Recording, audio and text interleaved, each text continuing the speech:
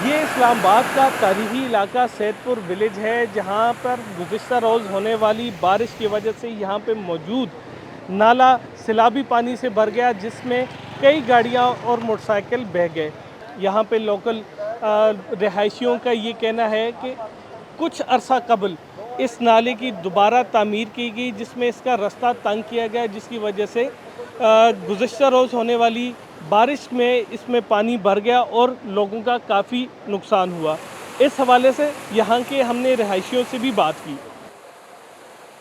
यहाँ पे पानी इतना ज़्यादा आ गया कि यहाँ पे जो मौजूदा सेफ्टी मेजरमेंट्स थी ना, वो यहाँ पे सर्वाइव नहीं कर सकी। 4 से 5 गाड़ियाँ अफेक्ट हुई हैं। जानी माली नुकसान एज़ कम्पेयर टू गाड़ियाँ और बाइक्स के अलावा ना कोई ऐसा जानी नुकसान नहीं हुआ।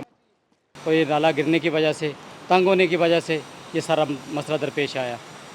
5-6 गाड़ियाँ लोगों की बह गई हैं, कुछ मिली हैं, लेकिन जो मिली हैं वो नकारा हो गई हैं।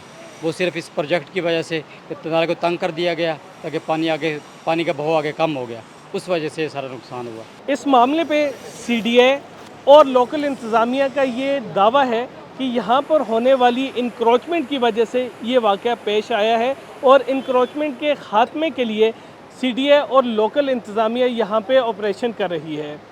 हालिया मानसून का जो स्पेल जारी है, जो बारिशें हो रही हैं, उसकी वजह से 26 जून से लेके अब तक पाकिस्तान में 200 से ज़्यादा अमवात हो चुकी हैं और सिर्फ इस्लामाबाद नहीं, पाकिस्तान के बेशतर इलाकों में इन बारिशों की वजह से सैलाबी सूरत हाल का सामना करना पड़ रहा है। एक अफसोसनाक वाक़या कल शब गिलगित बल्तिस्तान के इलाके चलास में भी पेश आया, जहाँ पे क्लाउड बरस्ट होने की वजह से कई स्याह सैलाबी पानी में फंस गए।